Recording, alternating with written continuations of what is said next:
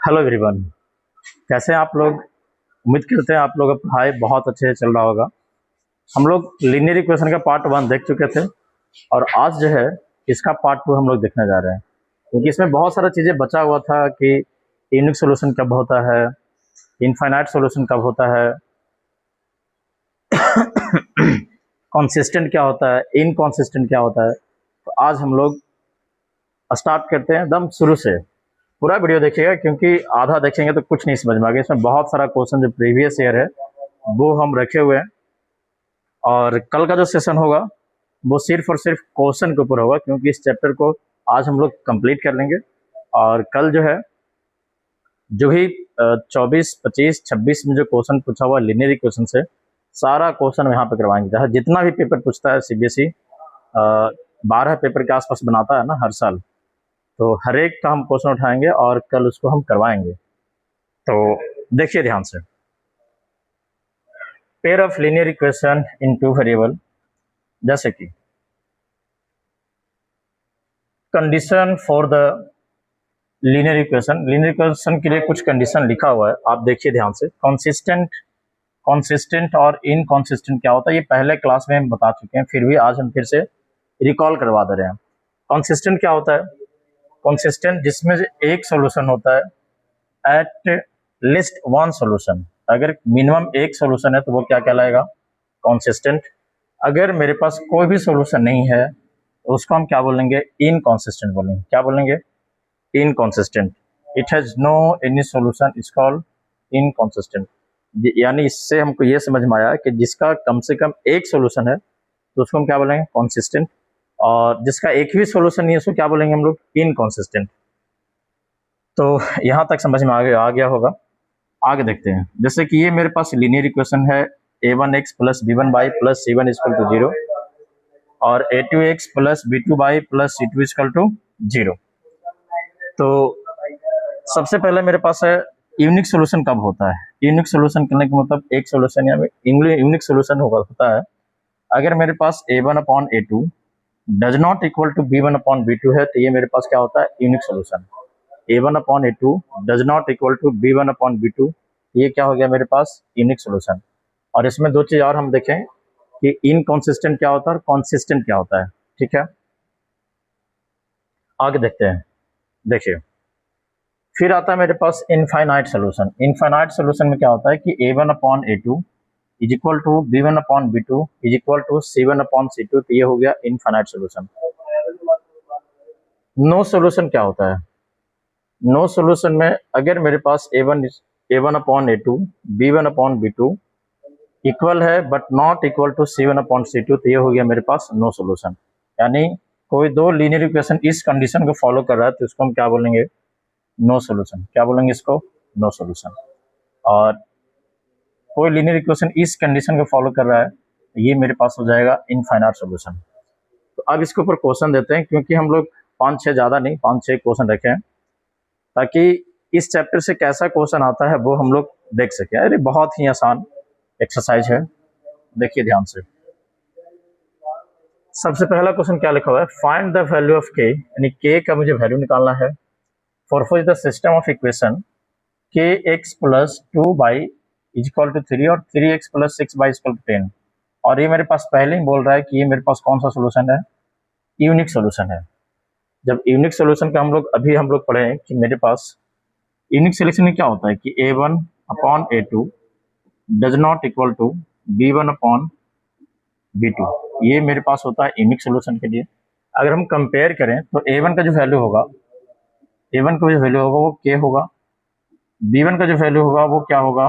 2 होगा, और c1 का जो वैल्यू होगा मेरे पास, इस 3 को अगर हम इस साइड ले जाएंगे तो हो जाएगा -3 हो जाएगा। अगर हम a2 का वैल्यू निकालें तो a2 जो होगा मेरे पास 3 होगा, और b2 का जो वैल्यू होगा मेरे पास कितना होगा? 6 होगा, और c2 जो होगा मेरे पास, इस 10 को इधर लेके आएंगे तो माइनस हो जाएगा, यहाँ पर हम दे देते हैं -10। बस इस वैल्यू इनपुट करते हैं। तो a1 मेरे पास कितना है? a1 का वैल्यू है k, a2 का वैल्यू कितना मेरे पास है? 3 है, does not equal to, b1 का वैल्यू कितना है? 2 है, और b2 का वैल्यू कितना है? 6 है। ठीक है, अगर हम इसको कट करना चाहें तो ये से ये कट गया, और कितना बार में कट जाएगा 3 टाइम्स, और ये से ये कट गया, तो k does not equal to 1, यानी k जो है 1 पे वैलिड नहीं होगा, बाकी सारा वैल्यू के लिए क्या होगा, ये वैलिड होगा। तो k का जो वैल्यू होगा 1 नहीं होगा, बाकी इसका सारा वैल्यू हो सकता है। यही मेरे पास बहुत ही आसान क्वेश्चन है, ये 2019 में क्वेश्चन पूछा हुआ है, और जितना भी हम क्वेश्चन करवाते हैं कहीं ना कहीं सीबीएसई में प्रीवियस ईयर क्वेश्चन ही करवाते हैं ज़्यादातर, ताकि समझ में आए कि किस लेवल का क्वेश्चन पूछता है, और इस चैप्टर से बहुत ही आसान आसान क्वेश्चन आता है। हाँ, लैंग्वेज प्रॉब्लम होता है थोड़ा बहुत। देखिए नेक्स्ट क्वेश्चन पे क्या लिखा हुआ है, find the value of k which the following pair of linear equation has infinity. अब हम इन्फिनाइट सोल्यूशन बताए थे, इसके लिए कंडीशन क्या होता है कि a1 upon a2 is equal to b1 upon b2 is equal to c1 upon c2। ये कौन से कंडीशन को फॉलो करता है, तो ये हो गया मेरे पास इनफाइनाइट सोल्यूशन। क्या हो गया, इनफाइनाइट सोल्यूशन। अगर हम यहाँ से वैल्यू निकालें तो a1 का जो वैल्यू होगा वो 2 होगा, b1 का जो वैल्यू होगा वो 3 होगा, और c1 का जो वैल्यू होगा मेरे पास क्या होगा, 7 होगा। 7 नहीं होगा, -7 होगा, क्योंकि 7 को इस साइड लेके जाएंगे तो माइनस में आ जाएगा, तो ये हो जाएगा -7। ठीक है। अगर हम a2 का वैल्यू निकालें सेकेंड इक्वेशन से, तो a2 का जो वैल्यू होगा मेरे पास k + 1 होगा। क्या होगा, k + 1, और b2 का जो वैल्यू होगा मेरे पास, b2 का वैल्यू हो जाएगा 2k - 1, और c2 का जो वैल्यू होगा मेरे पास ये 4k + 1 हो जाएगा। बस कुछ नहीं करेंगे, उसमें डालेंगे और k का वैल्यू निकालते हैं। देखिए ध्यान से, a1 का वैल्यू मेरे पास कितना है, a1 का जो वैल्यू मेरे पास 2 है, 2 लिख देते हैं। a2 का वैल्यू कितना है, k + 1 है, k + 1 लिख लेते हैं, इक्वल टू b2 का वैल्यू, b1 का वैल्यू कितना है, b1 मेरे पास 3 है, b1 मेरे पास 3 है, b2 मेरे पास कितना है, 2k - 1 है, 2k - 1 है, और यहाँ पे अगर हम c1 की बात करें तो c1 जो मेरे पास है -7 है, और c2 जो है 4k + 1, यहाँ पे अगर हम इसको इधर लेके जाएंगे तो ये माइनस में आ जाएगा। ये जो वैल्यू होगा मेरे पास किस में आएगा, ये माइनस में आएगा। किस में आएगा, ये माइनस में आएगा। c2 का जो वैल्यू होगा मेरे पास 4 माइनस में 4k + 1 होगा, तो रख देते हैं माइनस में 4k + 1। बस इसको सोल्व करेंगे, ये से तो ये कैंसिल हो जाएगा, माइनस माइनस हो जाएगा। तो किसी एक को बराबर कर लेते हैं, ये दोनों को पहले बराबर कर लेते हैं, या फिर किसी से भी हम वैल्यू निकाल सकते हैं। इसको बराबर करके निकाल सकते हैं, इसको और इसको भी बराबर करके निकाल सकते हैं, और इसको और इसको भी बराबर करके निकाल सकते हैं। सबसे k का वैल्यू क्या आएगा, सेम ही आएगा। चलिए निकाल लेते हैं। हम ये दोनों को सोल्व कर लेते हैं, क्रॉस मल्टीप्लिकेशन कर लेते हैं, तो हो जाएगा 4k - 2 = 3k + 3। ठीक है, इस 3 के 4k - 3k = क्या हो जाएगा, 5, क्योंकि ये 2 मेरे पास माइनस में, उधर जाएगा क्या हो जाएगा, ये प्लस में। 4k - 3k हो जाएगा k, तो k = कितना आ गया, 5। तो इसका जो आंसर होगा k = कितना आएगा, 5। इससे आसान क्वेश्चन और क्या पूछ सकता है, ये 2019 में क्वेश्चन पूछा हुआ है, वो भी 2 नंबर में पूछा हुआ था, तो ये सब फ्री का नंबर है। अगर ये सभी क्वेश्चन नहीं बन रहा है तो कहीं ना कहीं आप लोगों का जो पढ़ाई है वो उतना अच्छे से नहीं हो रहा है। थोड़ा सा इंस्टाग्राम और यूट्यूब नहीं, इंस्टाग्राम और फेसबुक, ये सब चीज़ें रील्स वगैरह थोड़ा कम देखिए, और पढ़ाई पे थोड़ा सा फोकस कीजिए, क्योंकि अब मेरे पास कितना समय बचा हुआ है, अक्टूबर, नवंबर, दिसंबर है, और इधर अगस्त है, मैक्सिमम 5 से 6 महीना और बचा हुआ है।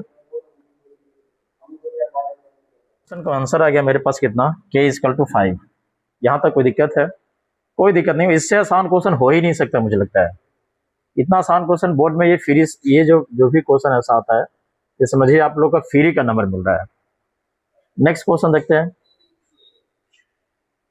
देखिए क्या लिखा हुआ है, find the value of m और n। हमको m और n का वैल्यू मुझे निकालना है, और ये भी जो मेरे पास है इन्फिनिटी मिनी सोल्यूशन है, इसका भी सोल्यूशन है वो इन्फिनाइट है। तो इन्फिनाइट के लिए भी जस्ट हम पढ़े हैं 2 मिनट पहले कि a1 upon a2 = B1 upon B2 is equal to C1 upon C2। यही तो इक्वेशन पढ़े हैं, ये कंडीशन होता है।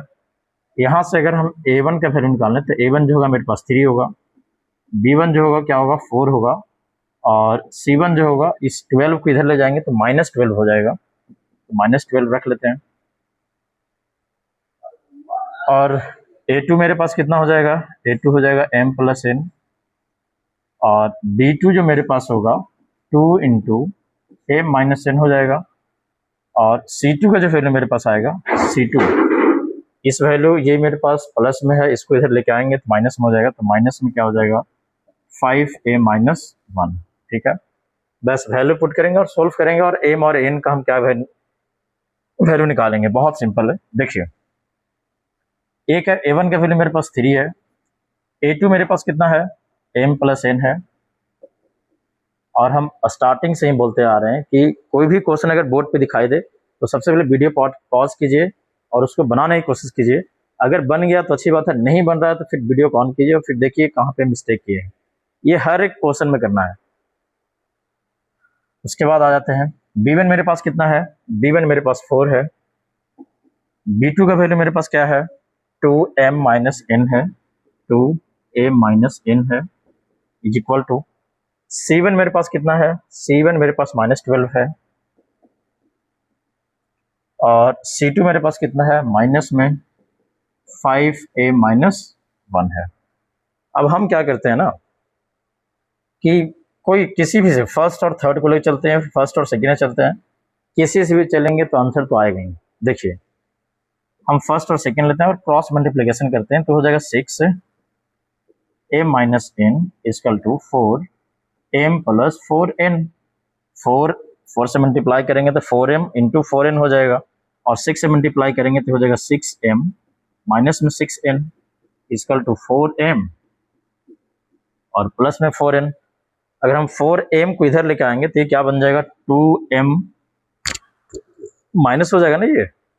अगर 6m में से अगर हम 4m माइनस करेंगे तो क्या बन जाएगा ये 2m आ जाएगा, और 6m को उधर ले जाएंगे तो क्या आ जाएगा ये 10n आ जाएगा। तो ये 2 से अगर हम कट करेंगे तो m का जो वैल्यू आ जाएगा मेरे पास क्या आ जाएगा 5n।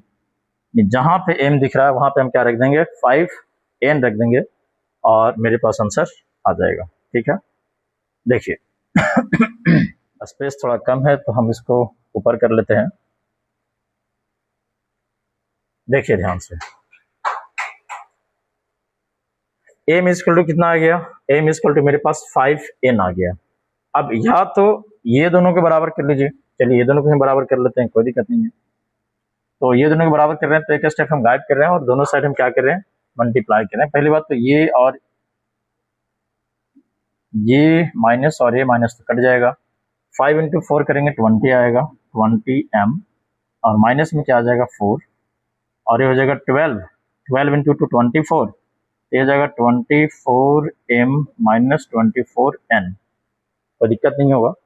और अब m का जो वैल्यू है ना वो 5n डाल देते हैं हमें, m का वैल्यू क्या डाल देते हैं 5n माइनस 4 इसका तो 24, m का वैल्यू फिर से हम क्या डाल देते हैं 5n माइनस में 24n। अब सारा वैल्यू n में आ गया है, 20 इंटू 5 करेंगे हो जाएगा 100n minus 4 equal to 120n minus में 24n।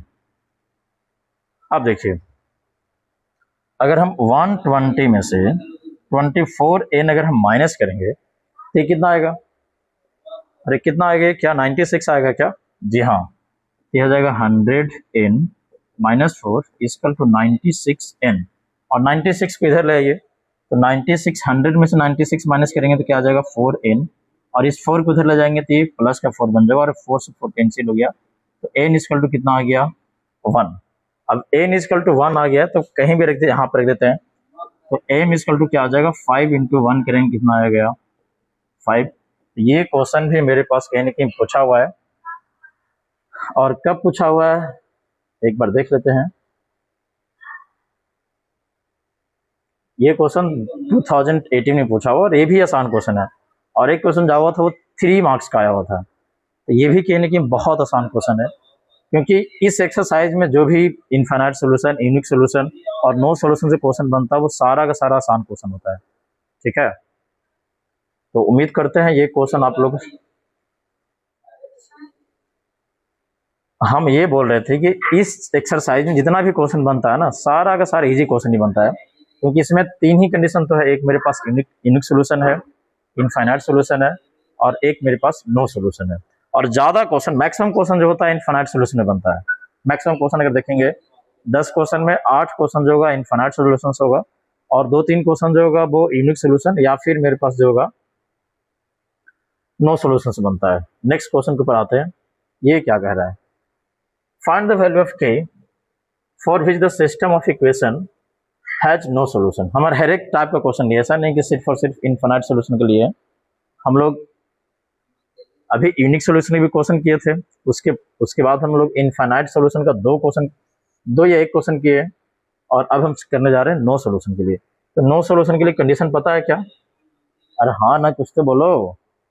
जी हाँ, नो सोल्यूशन के हम लोग पढ़े हैं कि a1/a2 is equal to b1/b2 does not equal to c1/c2। यानी ये नो सोल्यूशन इसीलिए कहलाता है कि अगर हम दोनों इक्वेशन से लाइन बनाए तो लाइन जो होगा एक दूसरे को कट नहीं करेगा, एक दूसरे के पैरेलल चला जाएगा, तो ही मेरे पास क्या होता है, नो सोल्यूशन। तो फिर से वैल्यू निकाल के पुट करते हैं। यहाँ से अगर हम वैल्यू निकालना चाहें तो a1 का जो वैल्यू होगा, मेरे पास क्या होगा, a1 का वैल्यू 1 होगा, b1 का जो वैल्यू होगा वो 2 होगा और c1 का जो वैल्यू होगा -5 होगा। -5 क्यों होगा कि 5 को इधर लेके आएंगे तो माइनस में चला जाएगा। और अगर हम a2 की बात करें तो a2 मेरे पास क्या होगा 3, b2 की बात करेंगे तो हो जाएगा k, और c2 की बात करेंगे तो ये तो हो जाएगा -15, क्योंकि पहले से ही माइनस में लिखा हुआ है। कुछ नहीं करेंगे, बस वैल्यू उठा के डालते हैं। a1 का वैल्यू मेरे पास है 1 और a2 का वैल्यू मेरे पास 3 है। b1 का वैल्यू क्या है, b1 का वैल्यू मेरे पास 2 है, 2 डाल देते हैं, और b2 का वैल्यू मेरे पास k है, k भी डाल देते हैं। Does not equal to c1 का वैल्यू मेरे पास क्या है, -5 और c2 का जो वैल्यू है मेरे पास -15 है। ये माइनस माइनस कट गया और 5 से काटेंगे कितना टाइम्स कट जाएगा, 3 टाइम्स। ठीक है, तब फर्स्ट और सेकंड को सोल्व कर लेते हैं और सेकंड और थर्ड को सोल्व कर लेते हैं। यहाँ पे अगर क्रॉस मल्टीप्लिकेशन करेंगे तो k इक्वल टू क्या हो जाएगा, 6। k इंटू 1 करेंगे k और 3 इंटू 2 करेंगे 6 आ जाएगा। यहाँ पे क्या बचेगा, ये तो 2/k does not equal to 1/3, तो k does not equal to 6, यानी यहाँ पे जो क्या होना चाहिए, नो सोल्यूशन, तो k मेरे पास कितना आ जाएगा, 6 आ जाएगा। ठीक है, उम्मीद करते हैं ये भी क्वेश्चन समझ में आ गया होगा। ये भी बहुत आसान क्वेश्चन था। इसके बाद जो क्वेश्चन है वो थोड़ा सा अच्छा क्वेश्चन है, देखिए। और ये क्वेश्चन जो है 2023 में पूछा हुआ क्वेश्चन है, किसी एक पेपर में आया था, मुझे एग्जैक्टली याद नहीं कि कौन से पेपर में आया था, लेकिन ये क्वेश्चन 2023 में पूछा हुआ है। तो इसको हम देखते हैं क्वेश्चन नंबर 5। क्वेश्चन नंबर 5 बहुत इंपॉर्टेंट है, क्योंकि ये जो है हाल ही में पूछा हुआ क्वेश्चन है, 2023 में पूछा हुआ क्वेश्चन है। इसको हम आराम आराम से सॉल्व करेंगे। ये भी मेरे पास क्या क्वेश्चन बोल रहा है, ये भी जो लीनियर इक्वेशन है ये इन्फिनिटी सॉल्यूशन है, तो हम भी क्या करेंगे, इसमें हम लोग क्या करेंगे, जो कंडीशन होता है उसको पहले लिख लेते हैं। क्या कंडीशन होता है, याद है कि भूल गए, याद है ना, होता है a1/a2 equal to b1/b2 equal to c1/c2। ठीक है, अगर हम a1 का वैल्यू लिखना चाहें तो a1 जो होगा मेरे पास 2 होगा, b1 जो होगा मेरे पास 3 होगा और c1 जो होगा मेरे पास कितना होगा, 7 होगा। अगर यहाँ पे हम a2 का वैल्यू लिखना चाहें तो a2 जो होगा a + b+1। अब ये भी किसी को नहीं लिखने आ रहा तो कहने की दिक्कत है। a1 का जो वैल्यू होता है वो जो x का कोफिशिएंट होता है वो होता है, और b1 का जो वैल्यू होगा वो y का जो कोफिशिएंट होगा वो होगा, और c1 और c2 जो कांस्टेंट टर्म बच जाता है ना वही होता है। अगर हम a2 की बात करेंगे तो a2 मेरे पास क्या हो जाएगा, a + 2b+2, और अगर हम c2 की b2 का वैल्यू a + 2b+2 और c2 का जो वैल्यू होगा मेरे पास 4 ए प्लस बी प्लस 1, और इसके साथ मुझे माइनस भी लगाना पड़ेगा क्योंकि इसको हम इधर लाके कंपेयर करते हैं और यहाँ भी माइनस आएगा। वैल्यू पुट कर देते हैं। a1 का वैल्यू मेरे पास क्या है, a1 मेरे पास 2 है, a2 मेरे पास कितना है, a प्लस बी प्लस 1 है, कोई दिक्कत नहीं है, इज इक्वल टू b1 मेरे पास कितना है, b1 मेरे पास 3 है, 3, b2 मेरे पास कितना है, a plus 2b plus 2, a plus 2b plus 2 is equal to c1 मेरे पास कितना है, -7 है, और c2 मेरे पास कितना है, माइनस में 4, a प्लस बी और प्लस में 1, तो ये माइनस और ये माइनस कट जाएगा। हम क्या करते हैं, फर्स्ट और सेकंड को सॉल्व कर लेते हैं। तो सबसे पहले क्रॉस मल्टीप्लिकेशन करेंगे तो हो जाएगा 2a plus 4b plus 4, a into 2 करेंगे 2a, 2b इंटू 2 करेंगे 4b, और 2 इंटू 2 करेंगे 4 इक्वल टू a इंटू 3 करेंगे 3a प्लस b इंटू 3 करेंगे क्या हो जाएगा ये 3b, और प्लस में क्या हो जाएगा ये 3, कोई दिक्कत नहीं है। हम क्या करते हैं, सारे वैल्यू किधर लेके आते हैं, तो 3a माइनस 2 हो जाएगा minus a, 4b minus 3b हो जाएगा प्लस का b, और 4 माइनस 3 हो जाएगा प्लस का 1 इक्वल टू 0। अगर हम इसको ऐसे लिख सकते हैं a plus b equal to -1, और यहाँ से माइनस अगर कॉमन लें तो ये क्या बन जाएगा, a minus b equal to -1, ये माइनस माइनस कैंसिल होगा तो a माइनस बी कितना आ गया, 1 आ गया। इसको हम इक्वेशन फर्स्ट मान लेते हैं। अब क्या करते हैं, फर्स्ट और लास्ट को चलते हैं, फर्स्ट और थर्ड, इसको और इसको सॉल्व करते हैं। एक स्टेप गाइड करेंगे, ध्यान से देखिएगा। 4 इंटू 2 करेंगे और फिर से a में मल्टीप्लाई करेंगे तो क्या आ जाएगा, ये 8a हो जाएगा। 4 इंटू बी इंटू 2 करेंगे कितना आ जाएगा, ये 8b हो जाएगा, और 1 इंटू 2 करेंगे कितना आ जाएगा, ये हो जाएगा 2 इज इक्वल टू, इस पूरे को हम 7 से मल्टीप्लाई करेंगे तो हो जाएगा 7a प्लस 7b, और माइनस में प्लस में क्या हो जाएगा 7 हो जाएगा, ये कोई दिक्कत नहीं है। इस पूरे को इधर लाइए तो 7a इधर आकर माइनस हो जाएगा, तो 8a माइनस 7 क्या हो जाएगा, ये a, 8b माइनस 7b हो जाएगा b, और 2 को उधर ले जाइए तो 7 माइनस 2 क्या हो जाएगा 5। इसको इक्वेशन हम 2 मान लेते हैं। इक्वेशन फर्स्ट और सेकंड को क्या सोल्व कर सकते हैं, जी हाँ, आसानी से हम लोग सोल्व कर सकते हैं। देखिए ये मेरे पास है a minus b is equal to 1, ये दोनों को ऐड कर दीजिए तो ये और ये कट गया तो 2a इक्वल टू 6, तो a इक्वल टू 6/2, और कट करेंगे कितना आ जाएगा 3, तो a इक्वल टू कितना आ गया 3।